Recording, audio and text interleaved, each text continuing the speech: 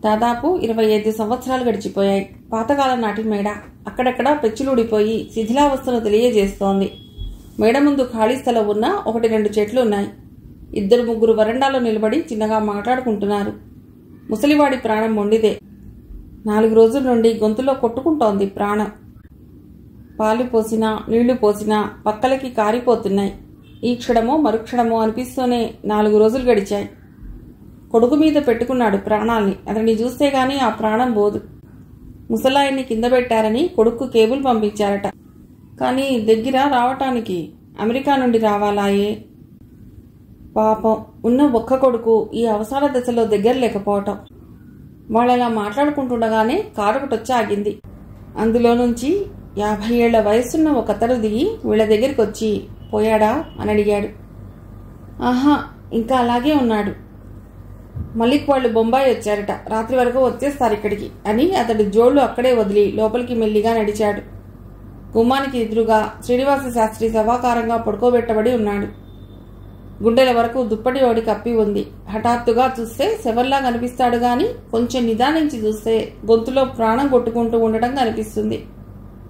నల్ల పాపలు పైకెళ్లిపోయాయి. నోరు కప్పలా తెరుచుకునుంది. నోట్లోంచి ఎప్పుడూ చిన్న శబ్దం వస్తోంది. అతడి పక్కన 2 ముత్తైదువు యశోదమ్మ కళ్ళొత్తుకుంటూ కూర్చుని ఉంది. మల్లిక్ వాళ్ళు బొంబాయి వచ్చారట. సాయంత్రం వరకు ఇక్కడికి వచ్చేస్తారండి. ఇప్పుడు వచ్చినా ఒకటే, రాకపోయినా ఒకటే నాయనా. ఇప్పుడు వాడొచ్చినా గుర్తించలేని స్థితిలో ఉన్నారు. పూర్తిగా అపస్మారంలోకి వెళ్ళిపోయారు. ఆవిడ గొంతులో దుఃఖం సుళ్ళు తిరిగింది. తెలివిలో ఉన్నంత వరకు మల్లికార్జున అని కలవరించారు. నా మల్లికార్జునుని పిలిపించు, చూచిపోతాను అని ఒక్కటే పోరారు. వాడి పేరు కలవరిస్తూనే అపస్మారకంలోకి వెళ్ళిపోయారు. ఇప్పుడు వాడొచ్చినా ఒకటే, రాకపోయినా ఒకటే. బాగా పీక్కుపోయినట్లుగా ఉన్న ఆవిడ మొహంలోకి జాలిగా చూస్తూ మీరేమైనా తీసుకున్నారా అడిగాడు. పక్కనున్న పూర్వసువాసిని ఒక ఆమె కల్పించుకుంటూ అంది. ఏం తీసుకుంటుంది నాయనా? మగడిని మరణశయ్య మీద ఉంచుకుని 1-2 60 ఏళ్లు కలిసి కాపురం చేశారు. వృద్ధాప్యంలో ఈ జతపక్షిని ఒంటరి చేసి దేవుడి పిలుపందుకుని తన దారిని తాను వెళ్ళిపోతున్నాడు. కొడుకు కూడా దగ్గర ఉండడాయే. ఈ వృద్ధాప్యంలో తోడు మాయమై ఒంటరిగా నిలిచిపోవలసి వస్తే ఆమెను చూస్తున్న వాళ్ళకే కడుపు తరుక్కుపోతోంది. ఇహ స్వయంగా ఆమెకు ఎలా ఉంటుందో ఆలోచించు. అలాగంటే ఎలాగండి? పోయిన వాళ్లతో మనము పోము కదా. ఆవిడ మొహం చూస్తే 4 రోజులు బట్టి ఏం తినలేదనిపిస్తుంది. కాస్త ఏదైనా తినిపించండి. యశోదా, కాస్త కాఫీ తీసుకుంటావేమే? ఆయన అలా ఉంచుకుని నా నోటికి ఏం పోతుంది అత్తయ్యా? మా మామగారు ఇలాగే వారం రోజులు మృత్యుమొహంలో ఉన్నారు. ఆయనకి మనవడి మీద చెప్పలేనంత ప్రాణం. వాణ్ణి పిలిపించండి అని ఒక్కటే పోరు. ఆ మనవడికేమో పరీక్షల టైం. ఆ మనవడు రాలేదు. ఆ ముసలాయన పోలేదు. తిప్పుకుని 4 ఏళ్లు బతికి చచ్చాడు. ఈయన అలాగే బతుకుతాడని ఆశ ముక్కు సాగింది. చెవులు వెనక్కిపోయి బిగిశాయి. కాళ్ళు చేతులు ఎప్పుడో చల్లబడిపోయాయి. ఇన్ని మృత్యు లక్షణాలు కనిపిస్తుంటే ఏం ఆశ బతుకుతాడని? అంతలో యశోదమ్మ తుళ్ళిపడ్డట్టుగా అయి, అత్తా ఇలా దగ్గరగా వచ్చి విను, ఆయన గొంతులో ఏమిటో గుడుగుడుమని శబ్దం వస్తోంది అని పిలిచింది. ఆవిడ వచ్చి చూసి జ్యోతి కొండెక్కుతోందే యశోదా అంది అతడి చావుని చాలా సహజంగా తీసుకో అన్నట్లుగా. 2 నిమిషాల తర్వాత ఆయన ప్రాణం పోయింది. గొంతులో శబ్దం కానీ చిన్న కదలిక కానీ లేకుండా నిశ్చలంగా ఉండిపోయింది ఆయన శరీరం. పూర్వసువాసిని ఒక్క నిమిషం అలా చూసి కళ్ళు నోరు దగ్గరగా మూస్తూ, 4 రోజులు మృత్యుతో పోరాడిన మనిషి ఇంకొన్ని గంటలు ఉంటే నాన్న అనే పిలుపు వినేవాడు కదా. మనం అనుకుంటాం గాని ఎంత ప్రాప్తమో అంతే అంది. మన ఒక్కో కన్నీటి చుక్క ఒక్కో నరకం సృష్టిస్తుందట ఆ జీవుడికి. వద్దు, ఏడవకు. పండు రాలిపోయింది. మనము ఓనాడు పోయేవాళ్లమే, ముందు వెనుక అంతే అందే అత్తగారు. ఇలాంటి సమయంలో ఎలాంటి వాళ్ళకైనా ఈ వేదాంతం సహజంగా వచ్చేస్తుందేమో. బయట నిలబడి మాట్లాడుకుంటున్న వాళ్ళు లోపలికి వచ్చారు గబగబా. శాస్త్రి ప్రాణం పోయిందని నిర్ధారణ చేసుకున్నాక తలదిక్కున ప్రమిద వెలిగించి వాకిట్లో నెగడు రాజవేయండి అని పురమాయించాడు పెద్ద మనిషి. శవం తలదిక్కున దీపం వెలిగించబడింది. పిడగలు తెచ్చి వాకిట్లో నెగడు రాజవేశారు. యశోదమ్మ, ఎవరెవరికి కబురు పంపాలమ్మా అని అడిగాడు వెంకన్న అనే పెద్ద మనిషి. మా చిన్నమ్మావ గారు ఖమ్మంలో ఉంటున్నారు. మనిషిని పంపడం ఎక్కడ కుదురుతుంది గాని టెలిగ్రామ్ ఇవ్వండి, దుఃఖం దిగమింగుతూ చెప్పింది యశోదమ్మ. మీ అన్నగారి వాళ్లకు? ఎవరు అన్నా ఎవరు చెల్లెలు. నా అన్నకు నాకు రుణం తీరిపోయి 25 సంవత్సరాలయ్యింది. అలా అనుకుంటే ఎలా? కావలసిన వాళ్ళు. ఈ సంగతి తెలుపడం మన ధర్మం. రావడం రాకపోవటం వాళ్ళ ఇష్టం. మీ ఇష్టం ఉదాసీనంగా అంది యశోదమ్మ. వీలైన చోటికి మనుషుల్ని పంపడం, వీలు కాని చోటికి టెలిగ్రాంలు ఇవ్వటం, ఈ తతంగమంతా యశోదకి బావవరుసైన ఆ పెద్ద మనిషి నిర్వహించాడు. మల్లికార్జునుడు ఎన్ని గంటలకు రావచ్చు? పొద్దుకే వరకు రావచ్చును అని చెప్పాడు. మల్లిక్ బొంబాయి వచ్చాడన్న వార్త తెచ్చిన వాసుదేవ్, అతడు మల్లికార్జునికి బావమరిది. అయితే అన్నీ సిద్ధం చేసి పెడతాం. రాగానే శవాన్ని ఎత్తవచ్చు. ఈ రాత్రి ఉంచి సర్దిపీనుగను చేయటం ఎందుకు? విమానం దిగుతూనే మల్లికార్జున్కు తెలిసింది తండ్రి మరణ వార్త. తండ్రికి సీరియస్గా ఉందని తెలిసి అంత దూరం నుండి వస్తే ఆఖరి చూపులకు మిగిలింది ఆయన శవం మాత్రమే. వాకిట్లో నెగడు చూసి మల్లిక్కి దుఃఖం ఎగదన్నుకొచ్చినట్టుగా అయింది. ఒరేయ్, ఇంతకాలం నువ్వు లేకుండా ఎలా ఉన్నామో తెలీదు గాని ఇప్పుడు జీవితపు చివరి ఘట్టంలో ఉండలేమురా. సంపాదించింది చాలు, వచ్చేయి. కన్నా, కొడుకు చేతుల్లో కన్ను మూసే అదృష్టం మాకు దక్కనివ్వు. ప్రతి ఉత్తరంలో రాసేవాడు తండ్రి. తల్లిదండ్రుల ఏ కోరిక తీర్చినట్టే ఈ కోరిక తీర్చలేదు. ఊళ్ళో కాలు పెడుతూనే వాసుదేవ్ చెప్పాడు. 4 రోజుల నుండి ఆయన అపస్మారకంలో ఉన్నాడని, అపస్మారకంలోకి వెళ్ళాక ముందు తననే కలవరించాడని. ఈ సంగతి తలుచుకున్న కొద్దీ మల్లికి దుఃఖం రెట్టింపు కాసాగింది. అపరాధ భారంతో హృదయం కుంగిపోయినట్లుగా అయి తల్లి ఎదుటికి వెళ్ళటానికి మొహం చెల్లనట్లుగా వరండా స్తంభాన్ని ఆనుకుని నిలబడిపోయాడు మల్లిక్. అతనితో పాటు కారు దిగిన భార్య, కొడుకు, కూతురు లోపలికి వెళ్ళిపోయారు. 5 నిమిషాల తర్వాత కొడుకు తిరిగి వచ్చాడు. డాడీ, ఇక్కడే ఆగిపోయారేం అన్నాడు ఇంగ్లీష్లో. నాయనమ్మ ఎదుటికి రావాలంటే ధైర్యాన్ని కూడా తీసుకుంటున్నాను రా. పాపం, నాయనమ్మని చూస్తే భలే బాధేస్తోంది డాడీ. మళ్ళీ కళ్ళు మూసుకున్నాడు బాధతో. అక్కడున్న అందరి చూపులు ఆ అబ్బాయి మీదే నిలిచిపోయాయి. మల్లికే పొడుగాటి మనిషి అంటే అతడికంటే ఓ బెత్తడు పైనే ఉన్నాడు కొడుకు. ఆ అబ్బాయి మల్లిక్ కొడుకేనా? అబ్బా, ఎంత పెద్దవాడైపోయాడు. మల్లిక్ మేనమామ కూతుర్ని వదిలేసి కులాంతర వివాహం చేసుకోవటం, అందరి బంధువుల్లో పెద్ద దుమారం లేపటం అదేదో నిన్నమొన్న జరిగినట్టుగా అనిపిస్తుంది. అతడికి పుట్టిన పిల్లలే అతడంతటి వాళ్లయ్యారప్పుడే అని గుసగుసలాడుకోసాగారు. కొడుకు హాల్లోకి అడుగుపెట్టగానే, నాకు ఈ వయసులో మీ నాన్న ఎంత కష్టం పెట్టిపోయారో చూడరా అంటూ కొడుకు గుండెల మీద తల ఉంచి బావురుమని ఎడవసాగింది యశోదమ్మ. ఎందుకు పుట్టానో మీ కడుపున, కనీసం నాన్నగారి చివరి కోరికైనా తీర్చలేని వాడినైపోయాను. ఇలాంటి కొడుకు జన్మ జన్మలకి వద్దు అనుకునేట్టుగా ప్రవర్తించాను గదు. తల్లిని పొదుపుకుని గాద్గదికంగా అన్నాడు మల్లిక్. కనీసం తలకొరివి పెట్టడానికైనా వచ్చావు గదా. ఎక్కడికక్కడే చాలు ఈ భాగ్యం అనుకోవాలి. నువ్వొస్తావని అన్నీ సిద్ధం చేసే ఉంచాను. టాక్సీ మాట్లాడాను. కుండలు, అవసరమైన వస్తువులు, కొత్త గుడ్డ అన్నీ వచ్చేశాయి. వెళ్ళి నూతి మీద స్నానం చేసి వచ్చావంటే శవాన్ని లేపవచ్చు. ఈ రాత్రి ఉంచి సర్దుపీనుగులు చేయటం ఎందుకు అన్నాడు వెంకన్న. నా సంగతి మీకు తెలుసు గదా పెదనాన్న. ఈ స్నానాలు, అగ్ని పట్టుకు నడవడాలు అవన్నీ అర్థం లేని పనులు. మనిషి చనిపోయాక ఆ శరీరాన్ని ఇంట్లో ఉంచుకోలేం గనక శవానికి దహన సంస్కారం జరపవలసిందే. శవాన్ని తీసుకెళ్లటం, బూడిద చేయటం అంతే. మిగతా పిచ్చి పిచ్చి పనులు నా చేత చేయించాలనుకోవద్దు నిక్కచ్చిగా తన అభిప్రాయం తెలిపాడు మల్లిక్. మల్లిక్ ఎప్పుడూ ఒక వంకర టింకర గీతగానే కనిపిస్తాడు బంధువులకి, మిగతా ప్రపంచానికి. అపురూప సుందరి, సంగీత సరస్వతి, సుగుణవతి అయిన కన్యను అతడు భార్యగా ఏలుకోలేనని వదిలేసినప్పుడు ఇలాగే ముక్కు మీద వేలేసుకున్నారు.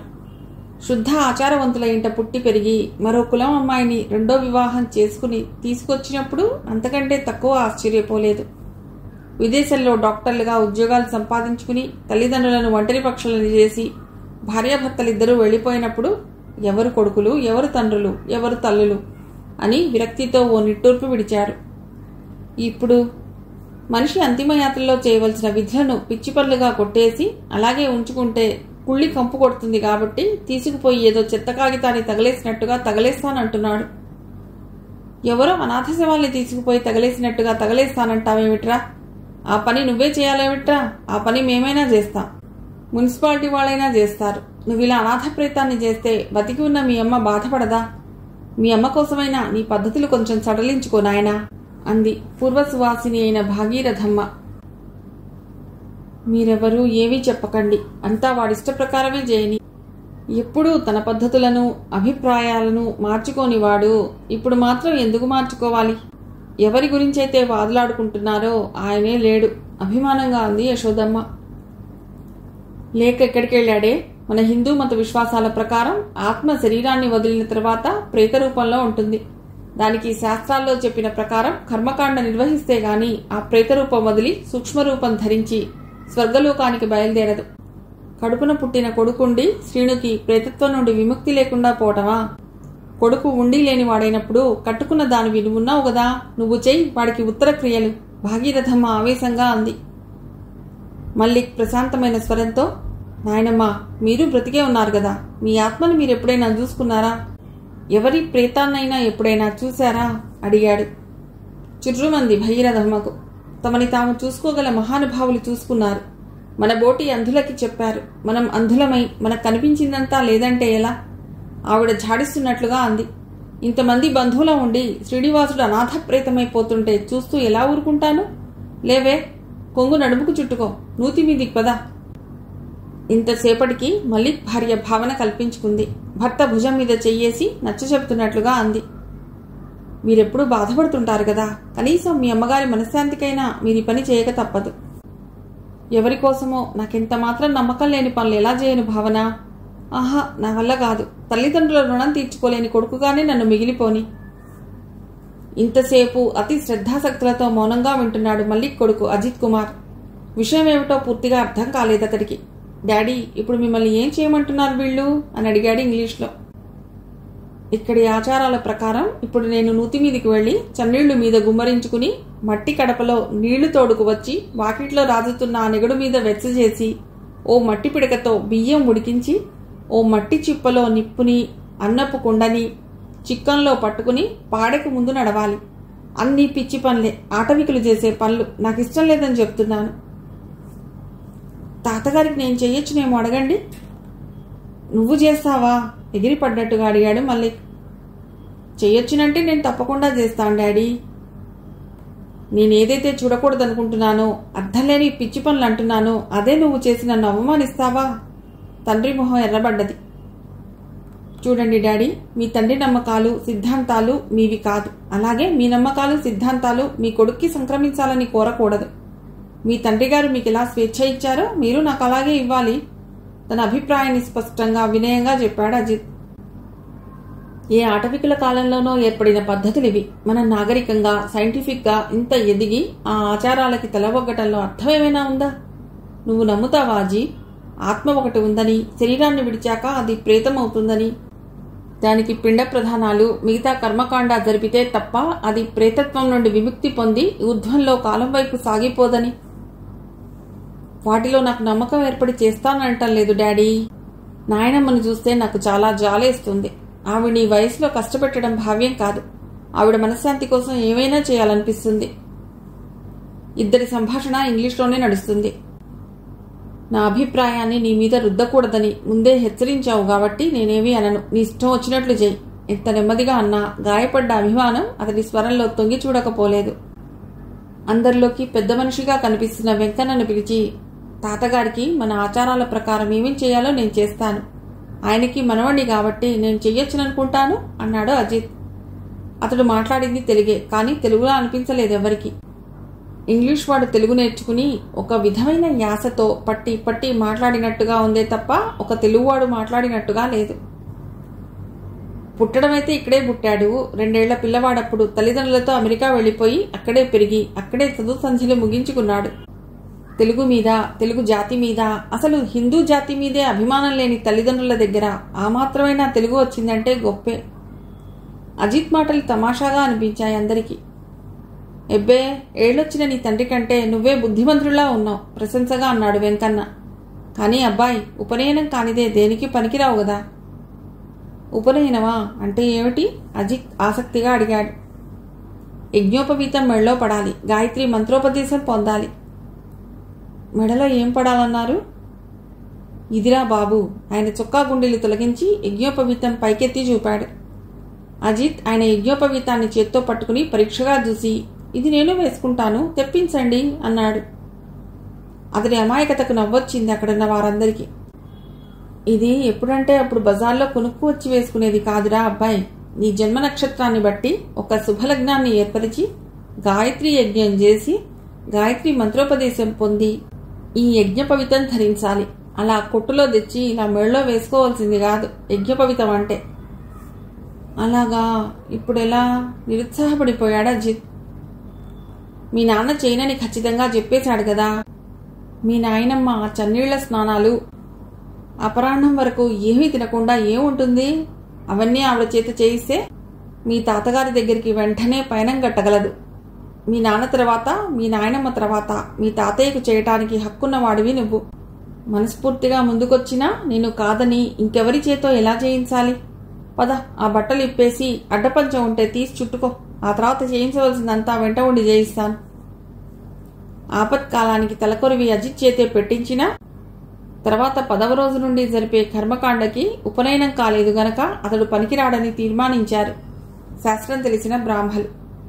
అజిత్ తాతగారికి కొడుకు వరసైన ఒక ఆయన చేత కర్మకాండ చేయించడానికి నిర్ణయం జరిగింది. తనకు నచ్చని పనులు ఇంట్లో జరుగుతున్నప్పుడు అక్కడా ఉండలేనని, కర్మ ముగిశాక తిరిగి వస్తానని తల్లితో చెప్పి భార్యతో కూతురుతో సంజీవ్ నగర్లో ఉన్న అత్తగారింటికి వెళ్ళిపోయాడు మల్లిక్. అజిత్ మాత్రం అక్కడే ఉండిపోయాడు. కర్మకాండ అంటే ఏమిటో తెలుసుకోవాలన్న కుతూహలం కొద్దీ.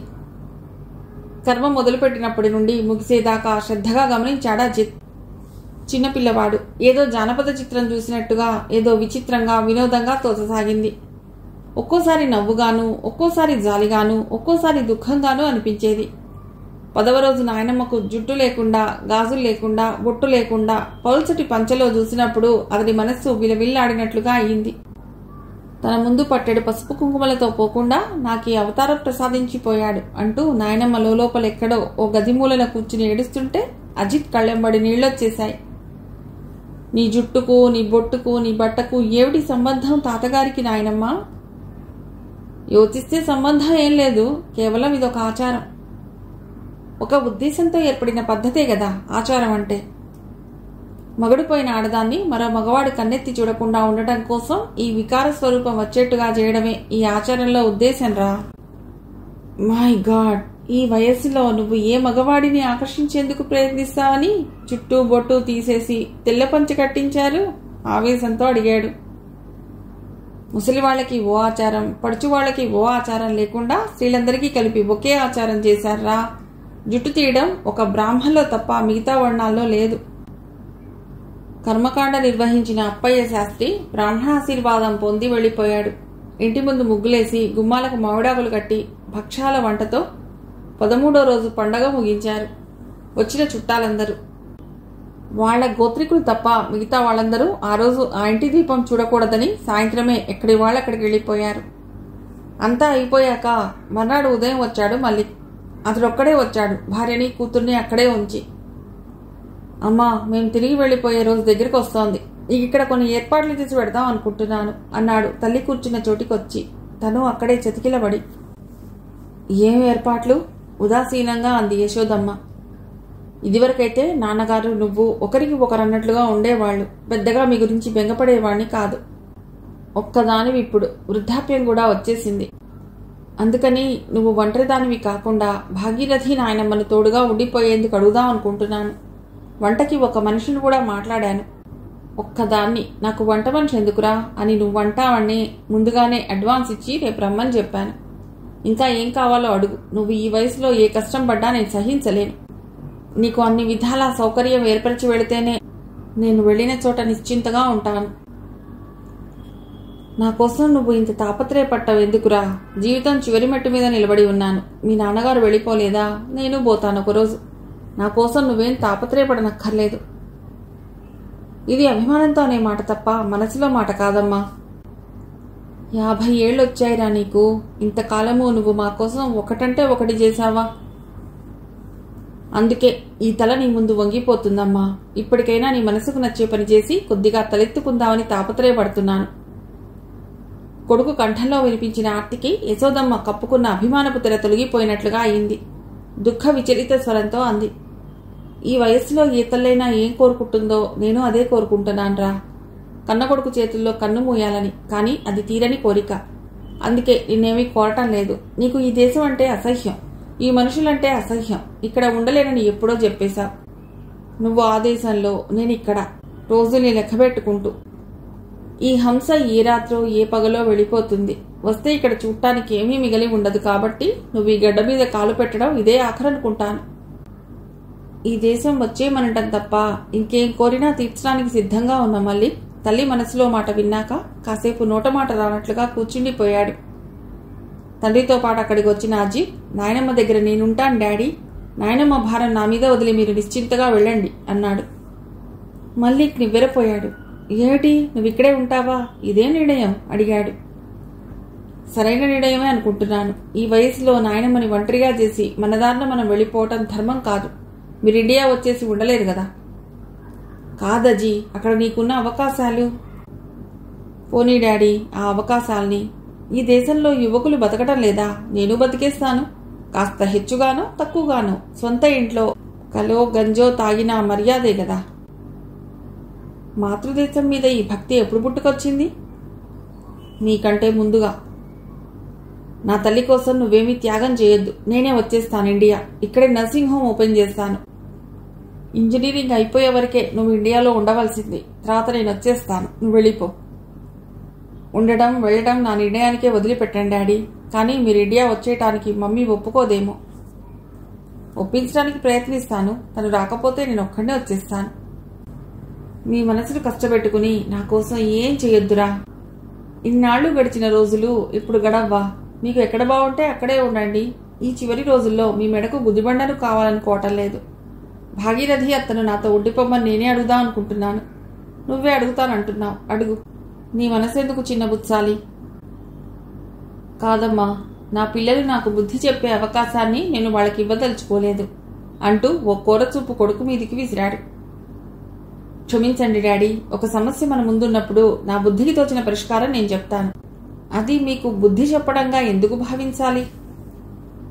ఆ సంగతి పోనివ్వు. మీ అమ్మమ్మ నిన్ను చూడాలని ఒకటే ఇదైపోతుంది. బయలుదేరు. తల్లి తననిక్కడ ప్రసవించి వదిలిపోతే అమ్మమ్మ చేతిలోనే 2 ఏళ్ల పాటు పెరిగినట్టుగా గుర్తు అజిత్కు. ఆవిడకు తన మీద ప్రత్యేక అభిమానమని తెలుసు. వచ్చేవాడిని డాడీ, కానీ తాతగారికి తలకొరివి పెట్టాను కదూ. కర్మ పూర్తయ్యేదాకా ఎవరిళ్ళకి వెళ్ళకూడదని చెప్పారు ఇక్కడ. అందుకే రాలేదు. అసలు ఎక్కడికి వెళ్ళలేదు. పిచ్చి సెంటిమెంట్లు, పిచ్చి ఆచారాలు. మెల్లిగా చిక్కుకుపోతున్నావా వాటిల్లో? 2 ముక్కులు మూసుకుని నీళ్లలో మునిగిన వాడి కథైనా హాయిగా ఉంటుందేమో గాని వాటిలో చిక్కిన వాడికి హాయి ఉండదు. జాగ్రత్త అని లేచాడు. బయలుదేరిక వెళదాం. రేపు నీ కోడలతో మళ్లీ వస్తానమ్మా. మేమిక్కడి నుండి వెళ్లే వరకు ఇక్కడే ఉంటాం అని చెప్పి కొడుకుతో బయలుదేరాడు మల్లిక్. అజిత్ని అతడి అమ్మమ్మ గారింట్లో 10-12 ఏళ్ల క్రితం అతడు 10-12 ఏళ్ల పిల్లవాడుగా ఉన్నప్పుడు చూశారు.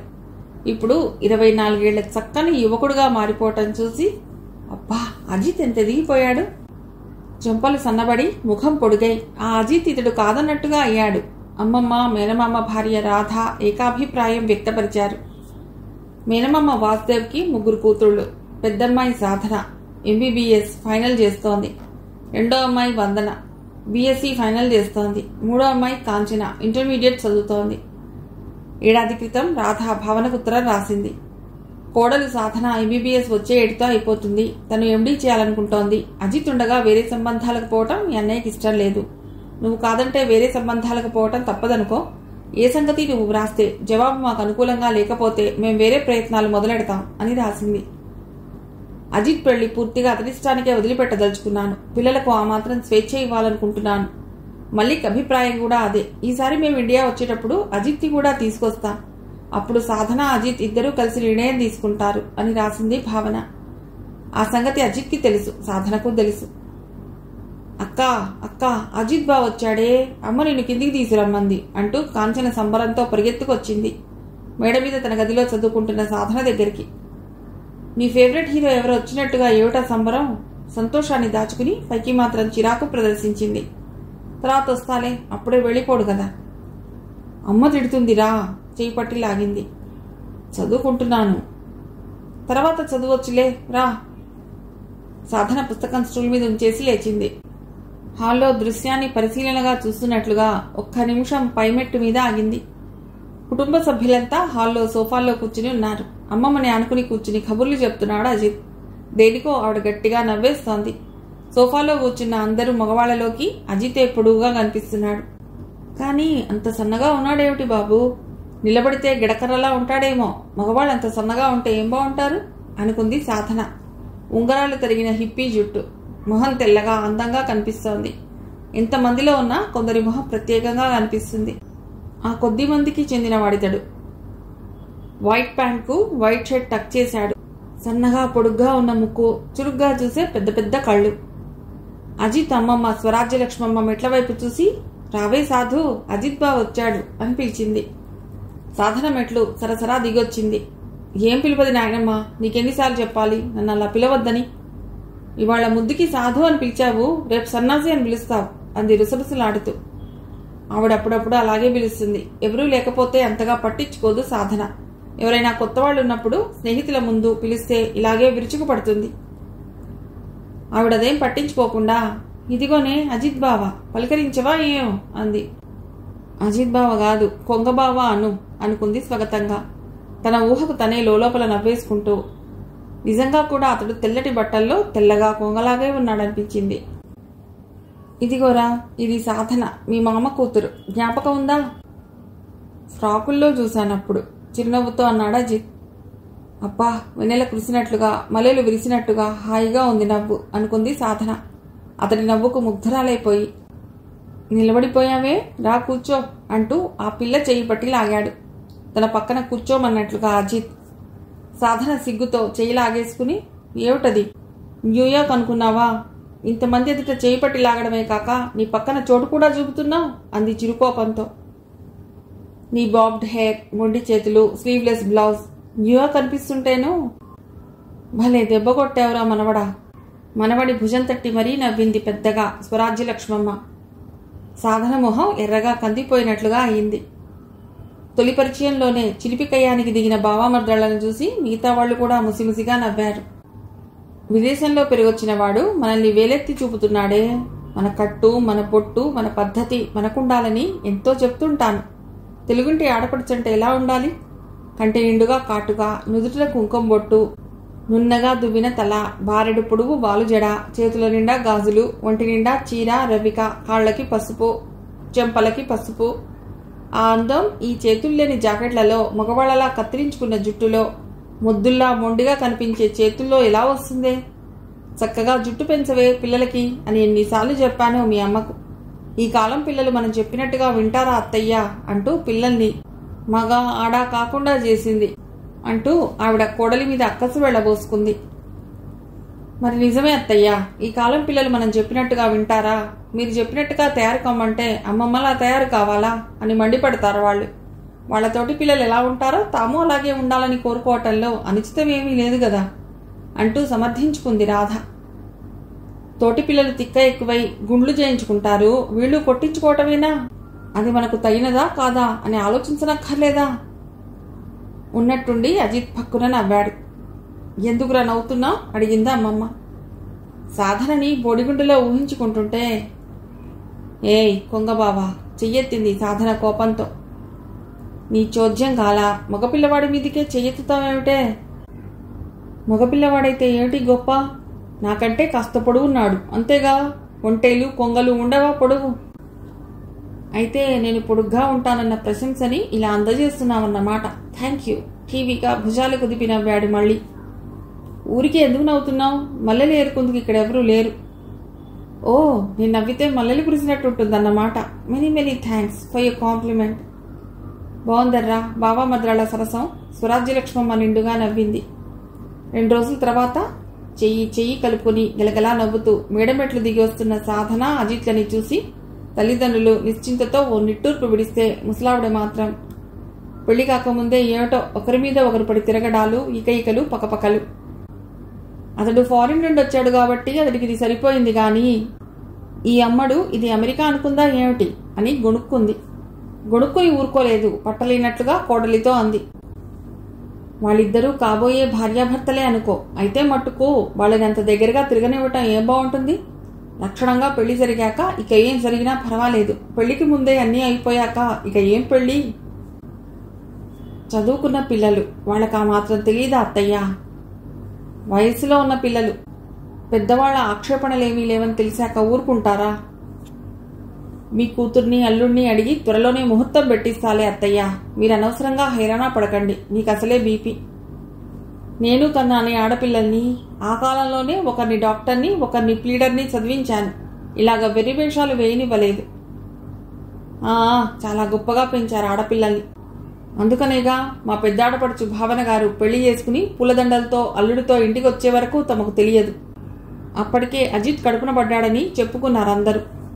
నాలుక చివరి వరకు వచ్చాయి మాటలు, కానీ జారలేదు. పెద్ద మనిషి అన్న గౌరవం అంత తేలిగ్గా తీసిపారేయటం ఇష్టం లేక. తల్లిని తక్కువ చేసి మాట్లాడితే మగడు కోప్పడతాడన్న భయం కూడా ఉంది.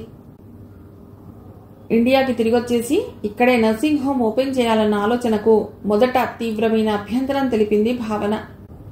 అక్కడే సెటిల్ అయిపోవాలనుకున్నాంగా, ఇప్పుడు ఇదే నిర్ణయం. ఏ నిర్ణయం అంటే అమ్మ కోసం ఇది. కన్నకొడుకు చేతుల్లో కన్ను మూయాలని అనుకున్నాడు నాన్న. ఆయన కోరిక తీరకుండానే అసంతృప్తితో కన్ను మూశాడు. చివరికి అమ్మకు కూడా అదే గతి పట్టకూడదు. నాన్నలాగే ఆవిడ అశాంతితో కన్ను మూస్తే నేను జీవితాంతం పశ్చాత్తాపంతో కుంగిపోవాలని, నా అంత నికృష్టపు బతుకు లేదని తిట్టుకుంటూ కూర్చోవాలి. అంతా అయిపోయిన ముసలావిడ కోసం మీరిప్పుడు త్యాగం చేయడం ఏమిటి? అంతా అయిపోయిన మనిషి చివరి క్షణాలకు ఎంతో ప్రాముఖ్యత ఇస్తుంటారు పెద్దలు. జీవితం అంతా ఎలా గడిపినా సరే చివరి క్షణాలు తృప్తితో శాంతితో గడిచిపోవాలని ఉన్న ఒక్క కొడుకు దూరమే కన్నవాళ్లు విలవిల్లాడుతున్నా లెక్క చేయకుండా విదేశాలు పట్టుకు ఎందుకు వెళ్ళిపోయా? వైద్య రంగంలో విజ్ఞాన సముపార్జనకు అక్కడ అవకాశాలు ఎక్కువని, 2 చేతిలా సంపాదించుకోవచ్చునని ఏ ఉద్దేశంతో వెళ్లామో అది నెరవేరింది. అమ్మని బాధపెట్టి ఇంకా ఎందుకు అక్కడ? మీరేమైనా చెప్పండి, నాకు ఇష్టం లేదు వచ్చేయటం. అయితే నువ్వు అక్కడే ఉండు, నేను వచ్చేస్తాను. విడాకులు ఇస్తారా? నచ్చని భార్యను తెగిపోయిన చెప్పును విసిరేసినట్టుగా వదిలేయటం మీకు అలవాటే కదా? అవును, విడాకులు ఇస్తా. ముచ్చటగా 3వ పెళ్లికి తయారు కావాలని ఉబలాటంగా ఉంది. సరేనా? ఆ మాట ఒప్పుకోవాలి నేను. 2 బిడ్డల తల్లివి. కొడుకు కోడలు రావాల్సిన వయస్సు. ఇన్నేళ్ల దాంపత్యం తర్వాత నేను నిన్ను తెగిన చెప్పును విసిరేసినట్టు ఎందుకు విసిరేస్తా అనుకుంటున్నావు? ఆ మాట అని నీవు కించపరుచుకోవటం లేదు. ఇన్నేళ్ల దాంపత్యం తర్వాత అనవలసిన మాట అన్నారా మీరు? నన్నొక్కదాన్ని ఇక్కడ వదిలేసి మీరొక్కరే ఎలా వచ్చేయాలనుకుంటున్నారు? మరి నీకు రావటం ఇష్టం లేదు, నాకు రాక తప్పదు. ఇంకేమనను? సెంటిమెంట్స్ మనిషిని బలహీనపరుస్తాయి, మనిషిని ఎదగకుండా చేస్తాయనే వాళ్ళు. ఇదే మమకారం వల్ల ఆనాడు మనం స్టేట్స్కి వెళ్లే ముందు కట్టిపడేసి ఉంటే మీరెంత నష్టపోయేవాళ్ళు తెలుసా? మమకారపు వల్ల తెంచుకుని వెళ్ళి నేనేం సాధించుకున్నానో, దాన్ని నా ప్రవర్తన వల్ల అమ్మా నాన్న ఎంత ఘోషించారో, దాన్ని తాసులో ఉంచి తూచితే నేను సంపాదించింది దూది కన్నా తేలిగ్గా తేలిపోతుందేమో భావన. శుష్కంగా అన్నాడు మల్లిక్. మీ నాన్నగారు పోయాక జ్ఞానోదయం. ఇంకా అమ్మ ఉంది కదా, ఆవిడకు వంట మనిషిని, మంచి చెడ్డలు చూడటానికి కాస్త దగ్గరి వాళ్ళని ఎవరినైనా చూసేడదా? అవేవి అమ్మకు నా సమానం కావు. రెక్కలొచ్చాక పిల్లలు ఎగిరిపోవటం సహజమే కదా, అంత బాధపడతారెందుకు? జ్ఞానం తక్కువ ఉన్న పక్షుల్లో, జంతువుల్లో అది సహజమే కావచ్చు. జ్ఞానవంతుడైన మనిషికి అది సహజం కాదు భావన. పిల్లల్ని పెంచి పెద్ద చేసేందుకు తల్లిదండ్రులు ఎంత బాధ్యత తీసుకుంటారు? తల్లిదండ్రుల విషయంలో తీసుకోవటం ధర్మం. కానీ నేనేం చేశాను? నా అభివృద్ధి, నా సుఖం ముఖ్యం అన్నట్లుగా ప్రవర్తించాను. మీ పశ్చాత్తాపం మిమ్మల్ని వెనక్కి తీసుకెళ్లి త్రిపురసుందరి దగ్గర నిలుపుతుందేమో. భావన ఎత్తిపడుపుకు మల్లిక్ ముఖంలో శుష్కమైన నవ్వు మెరిసింది. నిలబడితే నిలబడుతుందేమో, కానీ ఇప్పుడు ఆ విషయంలో నేనేమీ చేయలేను కదా. అది పూర్తిగా ముగిసిపోయిన కథ. ఎట్టి పరిస్థితుల్లోనూ మొదలు పెట్టడం జరగని కథ. అలా ఎందుకు అనుకోవాలి? 2 పెళ్లిళ్లు చేసుకున్న మగవాళ్లు సహజంగా మొదటి భార్యతో కాపురం ముగిశాక 2వ భార్యతో మొదలు పెడతారు. మీ కథని అడ్డం తిప్పి చూడండి, చాలా థ్రిల్లింగ్గా ఉంటుంది కథ. త్రిపుర ఇప్పటికైనా మారిందనుకోను. నేను మారలేదు. మా ఇద్దరి వ్యక్తిత్వాలు, అభిరుచులు, ఆలోచనలు ఎన్నటికీ కలవని 2 సమాంతర రేఖలు. జరిగిపోయిన తప్పును దిద్దుకునే ప్రయత్నంలో ఉన్నారు కదా, ఈ తప్పును కూడా దిద్దుకుంటారేమోనని. ఎన్నడూ లేంది ఇప్పుడు త్రిపుర సంగతి ఎందుకు ఎత్తుతున్నావు? 25 ఏళ్ల తర్వాత ఇవాళ వెనక్కి తిరిగి చూసుకుంటుంటే ఎవరు కానిస్తున్నారు? ఇప్పుడే తొలిరేకులు విచ్చుకుంటున్న మొగ్గలాంటి ఒక అమ్మాయి, పచ్చని పసిమి ఛాయలో, పెద్ద పెద్ద కళ్లతో, ఒత్తుగా పొడుగ్గా ఉన్న తలకట్టుతో, జిగేల్మనే ఒక మెరుపుతీగలా కనిపించే త్రిపుర సుందరి. కానీ అంత లేత వయసులోనే దృఢమైన వ్యక్తిత్వం వికసించింది. తన భావాల్ని నిస్సంకోచంగా బయటపెట్టేది. తనకిష్టం లేని ఏ విషయంలోనైనా ధైర్యంగా ఎదురు తిరిగేది. త్రిపుర ఇప్పుడు ఎలా ఉంటుంది? ఆచార వ్యవహారాల్ని పొల్లిపోకుండా అనుష్ఠిస్తూ పూజలు జపాల్లో పొద్దుపుచ్చుకుంటూ ఉంటుంది పాపం. చివరికి అయిష్టంగానే అంగీకరించింది భావన. తాము వచ్చే వరకు నాయనమ్మకు తోడుగా అజిత్ని ఇక్కడే వదిలి వెళ్ళటానికి కూడా నిర్ణయం జరిగింది. వాసుదేవ్ సహాయంతో మంచి లొకాలిటీలో ఫ్లాట్ ఒకటి సెలెక్ట్ చేసి కొనేయటము, 6 నెలల్లో బిల్డింగ్ పూర్తి చేయడానికి అవసరమైన ఏర్పాట్లన్నీ చకచకా పూర్తి చేశాడు మల్లిక్. నర్సింగ్ హోం బాధ్యత అజిత్కు అప్పగించడం జరిగింది. వాసుదేవ్ కూడా ఇంజనీరే. అవసరమైన సలహాలు మామ నుండి తీసుకోమని కొడుకుతో చెప్పాడు. భావన వాళ్లు స్టేట్స్కి తిరిగి వెళ్లే ముందు రాధ అడిగింది, సాధనని అజిత్కి చేసుకునే సంగతి ఇప్పుడైనా చెప్పొదినా? మగపిల్లవాడి తల్లి దర్పం మొహంలో కొద్దిగా తొంగి చూస్తుంటే, ఇంతకు ముందే నీకు ఆ సంగతి తెలియజేశాను కదా, అది పెళ్లి చేసుకునే ఆ ఇద్దరినీ అడగవలసిన సంగతిని అని జవాబిచ్చింది భావన. అజిత్ ఒప్పుకుంటే నీ అభ్యంతరం, అన్నగారి అభ్యంతరం ఏం లేదుగా? ఏం లేదు. ఆ రోజే అజిత్ని అడిగింది రాధ. సాధనని నీకు ఇవ్వాలనుకుంటున్నా, నీ అభిప్రాయం ఏమిటి? నువ్వు అంగీకరిస్తే మీ అమ్మా నాన్నకి ఏం అభ్యంతరం లేదన్నారు. సాధన అభిప్రాయం అడిగారు అత్తయ్య. ముందు నీ అభిప్రాయం తెలియాలి కదా. ఆహా, మీ అమ్మాయికి మీరు చేస్తున్న పెళ్లికి ముందు అభిప్రాయం తెలుసుకోవాల్సింది మీ అమ్మాయిని. తన అభిప్రాయం తెలిసాకే నన్ను అడగండి. తను ఇష్టపడుతుందనుకో, అప్పుడు నీ అభిప్రాయం ఏమిటి? అబ్బే, అదేం లాభం లేదు అత్తయ్య. మీరు ఎంత తెలివిగా ప్రశ్న వేసినా ముందుగా నా అభిప్రాయం బయటపెట్టించలేరు. సాధన ఏముందో తెలిసాకే నా అభిప్రాయం చెప్పటం. అజిత్ గడుసుగా నవ్వాడు. అజిత్ మాట్లాడుతుంటే ఇక్కడ అందరికీ తమాషాగా ఉంటుంది. తెలుగు బాగా మాట్లాడటం నేర్చుకోవాలన్న తాపత్రయంతో ఎప్పుడూ తెలుగులోనే మాట్లాడుతుంటాడు. కొన్ని మాటలు దొరక్క చొప్పున ఇంగ్లీష్లోకి వెళ్ళిపోతుంటాడు. ఇంగ్లీష్ వచ్చిన వాళ్లతో హాయిగా ఇంగ్లీష్లో మాట్లాడేయక ఎందుకు వచ్చిన అవస్థ అని అడిగింది ఒకసారి సాధన. మీ ఫ్యామిలీలో ఒక అమ్మమ్మ మినహా అందరూ ఇంగ్లీష్లో అనర్గళంగా మాట్లాడగలిగిన వాళ్లే. ఇంకెవరితో మాట్లాడడం తెలుగు? అమ్మమ్మతోనే మాట్లాడు. ఆహా, మాతృభాష సరిగ్గా రానందుకు నేను ఇప్పటికే సిగ్గుపడుతున్నాను. ఇక ఆలస్యం చేయడానికి వీల్లేదు. మీలాగా తెలుగు చక్కగా మాట్లాడటం ఎప్పుడు నేర్చుకుంటానా అని నాకింత తాపత్రయంగా ఉందో. ఆ సంగతి జ్ఞాపకం వచ్చి నవ్వుకుంది రాధ.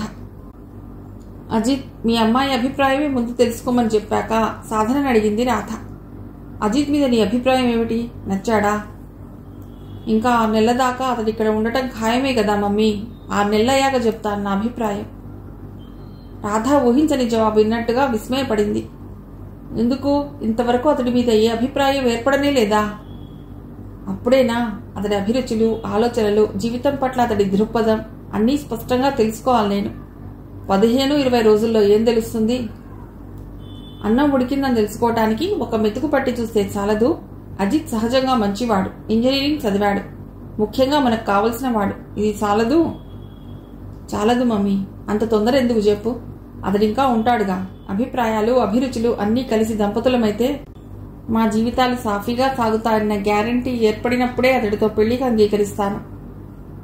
నీకు అన్నీ కలిసి అన్నీ నచ్చిన నాడే కావాలంటే నీకు ఈ జన్మలో పెళ్లి కాదు. తల్లికి కోపం వచ్చినా స్థిరంగానే జవాబిచ్చింది సాధన. మల్లిక్ మావయ్యని చూడు, ఆయన భార్య చాలా అందగత్తేట, గొప్ప పాటగత్తె కూడా. ఏ దుర్మార్గాలు, దురాలోచనలు తెలియని మనిషి, కడిగిన ముత్యంలా స్వచ్ఛమైన వ్యక్తిత్వం కలిగిన మనిషిట. మరి మల్లిక్ మావయ్య ఆమె నుండి ఎందుకు విడిపోయాడు? అందం విషయానికి వస్తే ఆమె కాలిగోటికి కూడా సరిపోలేని భావన అతను ఎందుకు చేసుకున్నాడు? అందుకనే చెప్తున్నాను, మంచితనం, చక్కటి వ్యక్తిత్వం, అందం ఇవి మాత్రమే చాలవు. నా తత్వానికి అతడు, అతడి తత్వానికి నేను సరిపోవాలి. ఆ సంగతి తెలుసుకోవటానికే 6 నెలల గడువు పెడుతున్నాను. కూతురు అనర్గళంగా ఉపన్యాసం ఇచ్చాక రాధకి ఇక ఏం మాట్లాడటానికి తోచలేదు.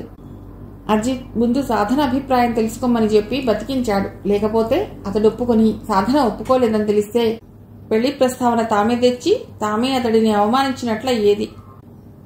పూజ ముగించుకుని బయటకొచ్చిన యశోదమ్మ వంటగది దగ్గరికొచ్చి, బాబుకి పాలు తీసుకెళ్లావా అని అడిగింది వంట ఆయన్ని. తీసుకెళ్లానమ్మా.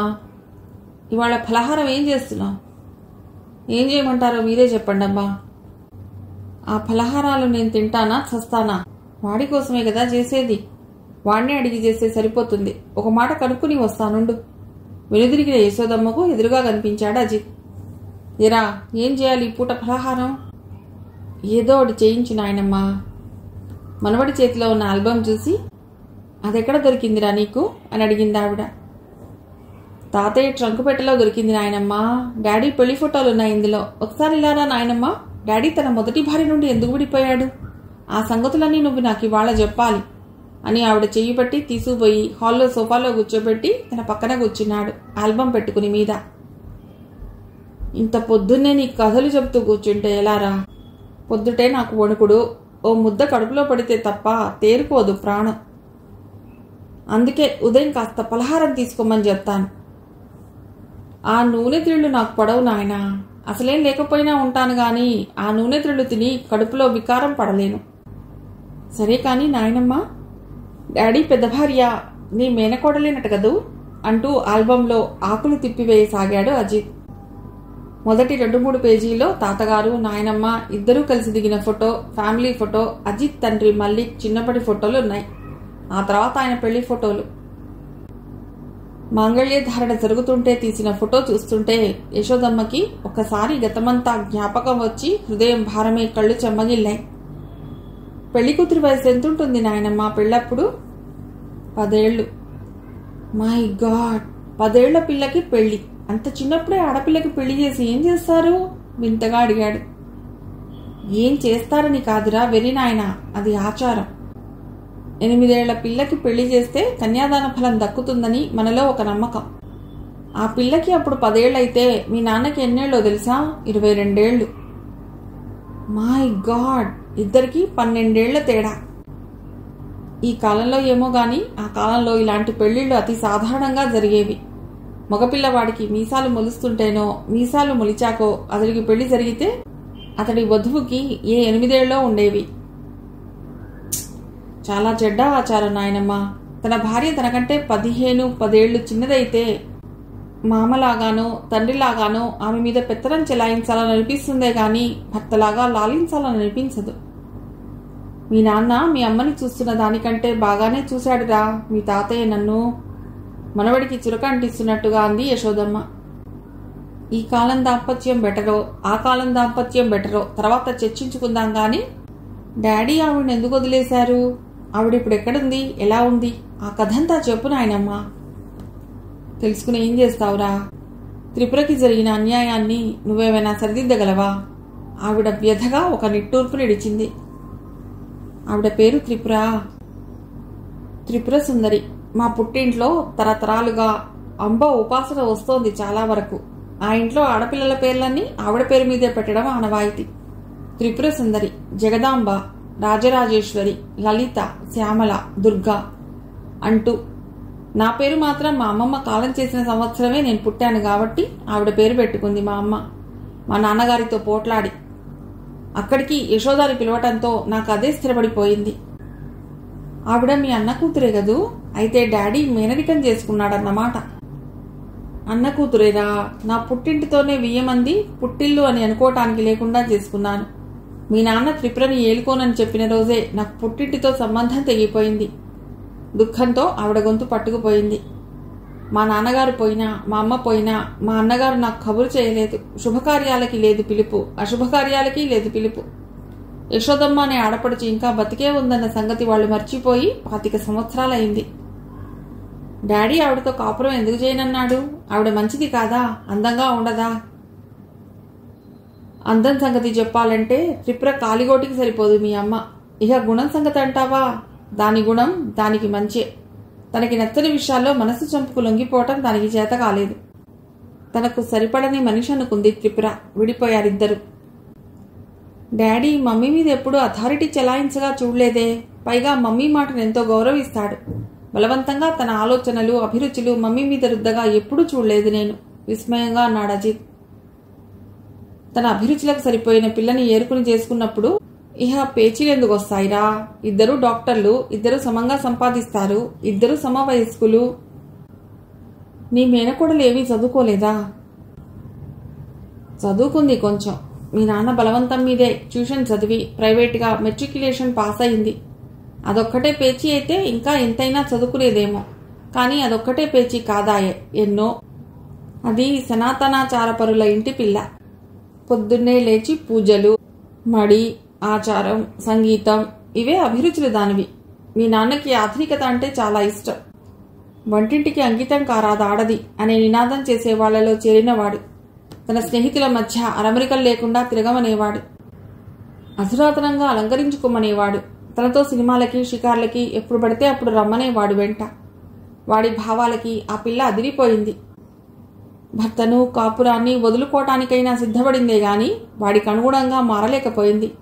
పుట్టింట్లో ఉండిపోయింది. తర్వాత ఏడాదికి అనుకుంటాను మీ అమ్మను ప్రేమించి పెళ్లి చేసుకున్నాడు. ఆ సంవత్సరమే చదువుకోవటానికి ఇద్దరూ అమెరికా వెళ్ళిపోయారు. ఆవిడ మళ్ళీ పెళ్లి చేసుకోలేదా? ఎంత పిచ్చి ప్రశ్న రానిది. మళ్ళీ పెళ్లి చేసుకునే టెంపరీతనమే త్రిపురకుంటే అదసలు భర్తనే వదిలేసేది కాదు. దానికి అలవడిన సంస్కృతి సాంప్రదాయమే దానికి సంఖ్యలైనాయి. భర్త ఉండి లేక మళ్ళీ పెళ్లి చేసుకోక ఆమె జీవితం చాలా అన్యాయం అయిపోయింది కదూ నాయనమ్మ. బాధ అనిపించడం లేదు ఆమెను తలుచుకుంటుంటే? బాధపడి పడి నా ఆరోగ్యం అంతా చెడగొట్టేసుకున్నాను రా. ఇప్పుడు ఇంకేం బాధపడతాను? అంతా అయిపోయింది. నా కొడుకు మళ్ళీ పెళ్లి చేసుకోవటమూ అయ్యింది. వాడికి పుట్టిన పిల్లలు పెళ్లిడుకు రావటమూ అయ్యింది. ఇంకేం బాధపడను. ఒకసారి ఆవిడ్ని చూసి రావాలనిపిస్తోంది. ఒకసారి ఎడదామా నాయనమ్మ? ఏం మొహం పెట్టుకుని రమ్మంటావురా? ఇదిగో నా కొడుకు పిల్లవాడు ఎంత పెద్దవాడయ్యాడో చూడండి అని చూపుకోవడానికి వెళ్ళనా? నీకు రావడానికి ధైర్యం లేకపోతే సరి. నేను అక్కడికి వెళ్ళి ఒకసారి నీ మేనకోడలిని నీ పుట్టింటి వాళ్లను చూసి వస్తాను, సరేనా? అవమానాలు ఏమైనా పొందాలని అంత వేడుగ్గా ఉంటే అలాగే వెళ్ళు. అజిత్ విస్మయపడి, అవమానాలా? నన్నెందుకు అవమానిస్తారు వాళ్ళు అని అడిగాడు. ఎందుకంటే ఏం చెప్పను, మీ నాన్న మూలంగా పొందిన బాధ వాళ్ళెవరూ జీవితంలో మర్చిపోలేనిది. వాడికో కొడుకు పుట్టి ఇంత వాడై తగుదురమ్మా అని చూసిపోవటానికి వస్తే వాళ్ళ గతమంతా కిలికినట్టయి బాధ కొద్దీ ఏదైనా అనొచ్చు. పైగా శుద్ధ ఆచారవంతులు. మీ అమ్మ వేరే కులస్థలాలని తెలిస్తే నిన్ను అసలు గడపలోకే రానివ్వరు. రానిచ్చినా నువ్వు వచ్చేశాక నువ్వు తాకిన చోటుని నీళ్లు పోసి కడుక్కుంటారు. అజిత్ ముఖం ఎర్రబడింది. ఆ అవమానమేదో ఇప్పుడే జరిగినట్టుగా. అబ్బా, అంత ఛాందస్సులా? నాయనమ్మ, నీ పుట్టింటి వాళ్ళు అయితే వాళ్ళకి బుద్ధి చెప్పడం కోసమైనా నేనోసారి తప్పకుండా వెళ్ళాలి. నువ్వలా విరోధం కల్పించుకునేందుకైతే అస్సలు వెళ్ళొద్దు. తెగిపోయిన బంధం అతికించి నా పుట్టింటి వాళ్ల ప్రేమాదరణలు తిరిగి నాకు ఇవ్వగలిగితే నా అంత్యదశలో ఎంతో మనశ్శాంతి ఇచ్చిన వాడవవుతావు. అలా చేయగలిగితే వెళ్ళు, లేకుంటే లేదు. అలాగే నాయనమ్మ, నీ పుట్టింటి వాళ్ల ప్రేమ ఈ మనువడి బహుమతిగా నీకు ఇస్తాను, సరేనా? నిజంగా నువ్వు అలా చేయగలవా? సంబరంగా అడిగింది. షోర్ నాయనమ్మా. ఏ, నీ మనవడి సామర్థ్యం మీద నీకు ఆ నమ్మకం లేదా? తెలివైన వాడివే, చురుకైన వాడివి.